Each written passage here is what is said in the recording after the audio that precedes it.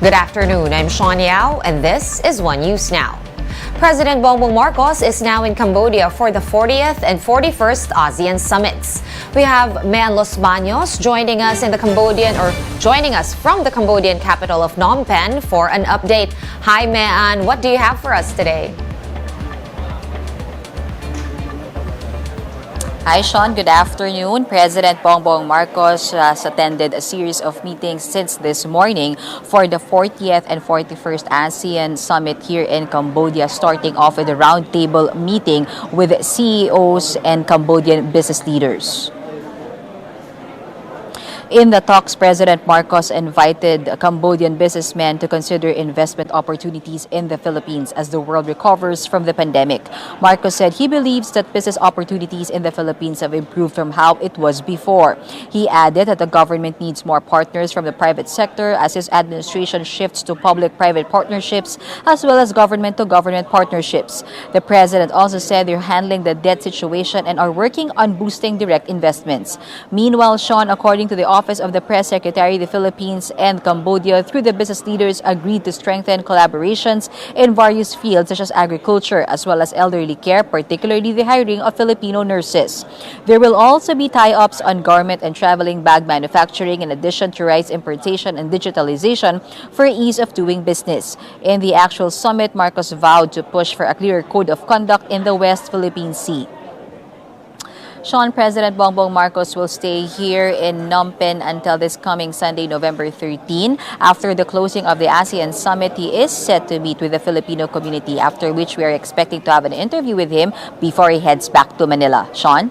Any updates, Mean, on these supposed bilateral meetings that he will be having with other ASEAN leaders on the sidelines of the summit?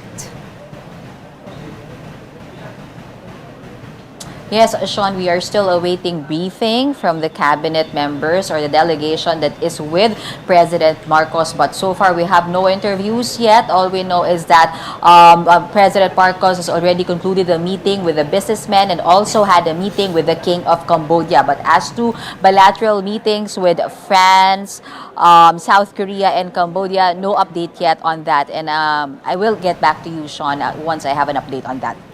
All right, looking forward to that, and thank you for those updates so far. Mean Los Baños reporting to us live from Phnom Penh in Cambodia. And in other news, the camp of slain broadcaster Percy Lapid maintains that there is strong evidence linking suspended Bucor chief Gerald Bantag to the murder. Mabasa family lawyer attorney Berteni Kausing told the big story that circumstances of the case point to Bantag's involvement in the kill order. The National Bureau of Investigation earlier admitted that there is no direct evidence linking Bantag to the case since there was no mention of him in the affidavits of several persons of interest. Masusuporta naman ng ibang klaseng ebidensya gaya ng CCTV, hindi naman ibig sabihin na kung walang direktang ebidensya ay wala na. Meanwhile, Bantag's lawyer, attorney Rocky Balisong, denied that his client is in hiding. Balisong told the chiefs that their camp has yet to receive a copy of the complaint and a subpoena for the preliminary investigation set on Friday. There is no reason for him to hide. He will face the charges against him through the legal processes. No? So, hindi po siya nagtatago. When the charges were filed against him, he's not under any obligation to present himself to the public. And at least 120 cadavers of beleaguered inmates are set to be turned over to the UP College of Medicine for autopsy. Justice Secretary Boying Remulla said the remains will undergo autopsy upon the approval of their families. Authorities said that over 170 bodies of dead prisoners remain unclaimed at the Eastern Funeral Homes in Muntinlupa City. This is the same place where June Villamor, the alleged middleman in Lapid's murder, was brought to last month. We're gonna pause for a quick break, but we will be back with more stories after that. Keep it here on One News.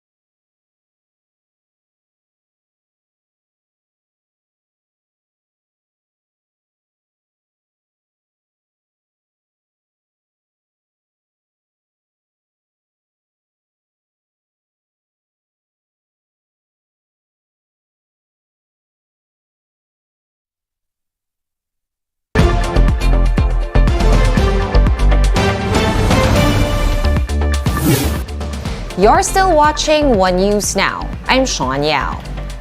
The Quiapo Church is requiring visitors to mask up indoors despite the recent policy allowing its voluntary use. Let's get more details from JC Cosico, who's joining us live from Manila. Hi JC, why is the Quiapo Church requiring the use of face masks? I mean, it's been pretty much relaxed in terms of policy from the national government. Sean, it's the ongoing pandemic that our church does still require devotees to wear face masks upon entering the church. That's despite the easing of restrictions in outdoor and indoor settings. The church said that many of their devotees are adults and are immunocompromised, hence the face mask rule indoors. Now, according to the Quiapo Church, however, that wearing a face mask is not required those attending masses outside the church. Sean. And how do the devotees and churchgoers there feel about this mask requirement indoors, or at least when going inside the Quiapo Church? Sean, devotees are fine with the enforcement of masking inside the church, saying it is also for their safety. Now, apart from masking here inside the church, other health measures are also in place to include disinfection upon entry, also the one-way entry and exit to ensure one-way traffic of devotees. Sean. All right, thank you so much for those updates. JC Cosico reporting to us live from the city of Manila. And the Philippine economy grew slightly in the third quarter despite high inflation affecting consumption. The economy expanded bigger than estimates by 7.6% in the third quarter, faster compared to the upwardly revised 7.5% growth registered in the second quarter. Consumer spending helped push economic growth in the third quarter as government spending slowed.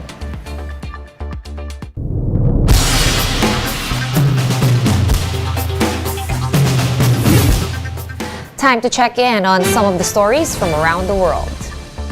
Former U.S. President Donald Trump hailed the success of the Republican Party in this year's U.S. midterm elections. Republicans are expected to take control of the U.S. House of Representatives after flipping 5 Democratic seats based on early returns. The midterm elections is seen as a litmus test for Donald Trump, who will make a big announcement on November 15. Facebook's parent company Meta will be laying off more than 11,000 employees, roughly 13% of its workforce. Meta shares have lost more than 2/3 of its value this year as the company faces soaring costs and a weak advertising market. The massive layoff follows that of Twitter and Microsoft. And at least 10 people have been detained after clashes erupted during a protest over soaring inflation in Greece. Police fired tear gas to disperse protesters who were throwing stones and petrol bombs at authorities. Thousands of workers went on strike, demanding higher wages to cope with soaring inflation. For more updates, visit News 5, The Philippine Star, and Business World online. Visit our website, onenews.ph, for more in-depth analysis. You can also catch One News on Signal Play. Register for a free account at www.signalplay.com and stream One News Live anytime, anywhere. I am Sean Yao. We are One News.